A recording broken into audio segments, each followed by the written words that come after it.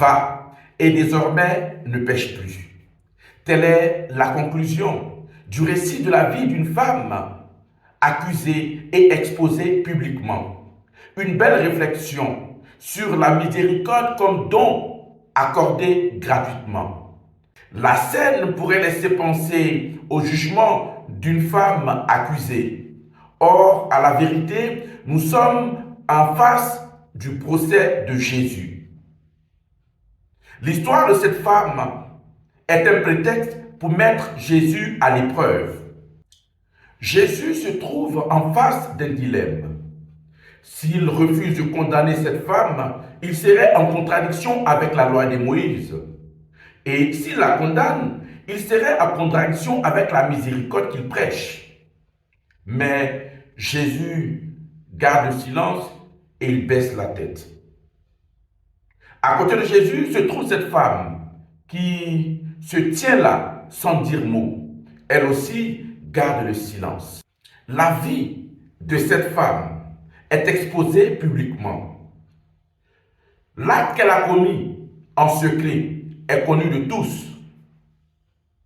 Si cette femme se retrouve exposée en public, que dire de nos frères et de nos sœurs qui sont exposés en privé?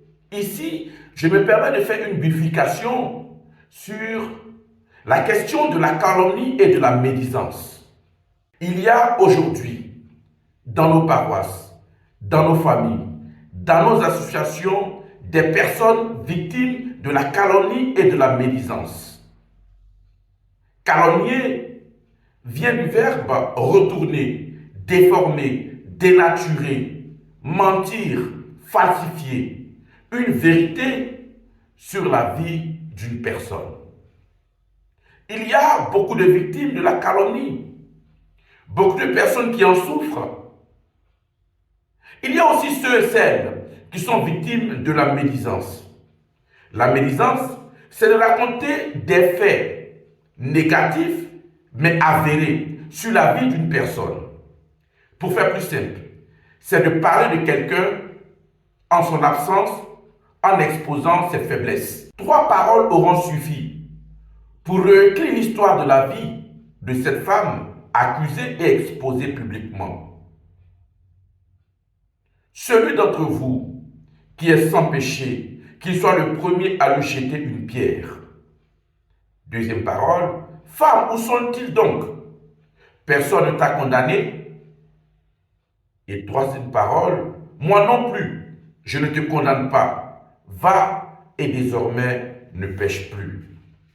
On pourrait se demander pourquoi Jésus lui accorde sa miséricorde. Ici, nous voyons la force du pardon et la force de la miséricorde. Le pardon, comme son nom l'indique, est un don par-delà le possible. Frères et sœurs, de plus en plus, il y a de fausses idées sur le pardon. On entend certains dire « je pardonne, mais je ne veux plus avoir affaire à cette personne ». Ou bien d'autres de dire « je pardonne, mais il faut que ce soit réciproque ». Dans ce cas de figure, on confond le pardon et la réconciliation. Si je pardonne, il ou elle pensera que je suis faible. Ou enfin, j'ai pardonné une fois, mais je ne lui donne aucune occasion une seconde fois.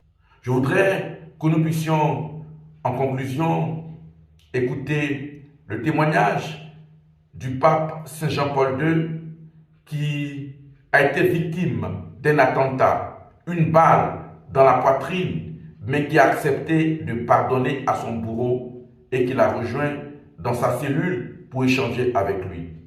Écoutons ce petit témoignage et que la grâce du pardon nous soit accordée.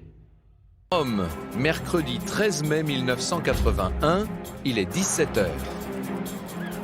La place Saint-Pierre est noire de monde. Comme chaque mercredi, le pape va donner une audience publique à la foule des pèlerins. Les fidèles ont les yeux rivés sur sa silhouette blanche. L'heure est à la bousculade et à la joie populaire.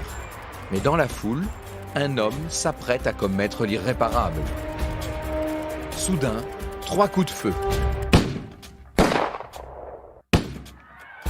J'ai tout de suite compris que quelque chose de terrible venait d'arriver.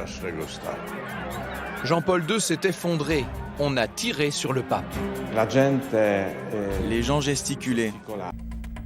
4 jours seulement après l'attentat, il célèbre déjà une messe dominicale en direct depuis son lit d'hôpital. Son message est retransmis place Saint-Pierre. Le pape, je cite, « prie pour son frère, celui qui lui a tiré dessus et à qui il a complètement pardonné ». En 1983, Jean-Paul II était allé rencontrer Ali Akcha dans sa cellule. Une rencontre inouïe, filmée par l'entrebâillement de la porte.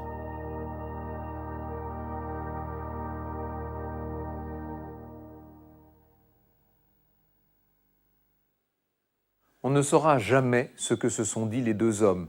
Le pape devait simplement déclarer « Ce dont nous avons parlé restera un secret entre lui et moi. Je lui ai parlé comme à un frère à qui j'ai pardonné et qui a mon entière confiance. » Selon les confidences de Stanislas Dziwisz, Jean-Paul II aurait dit d'Akcha « Ni repentir, ni regret, il n'a pas prononcé le mot pardon. » Ali Akcha n'en a pas moins été 2 fois pardonné par Jean-Paul II. Il est sorti de prison le 18 janvier 2010, après 29 années de détention. Aujourd'hui, il affirme être devenu catholique et aller se recueillir très régulièrement sur la tombe de sa cible.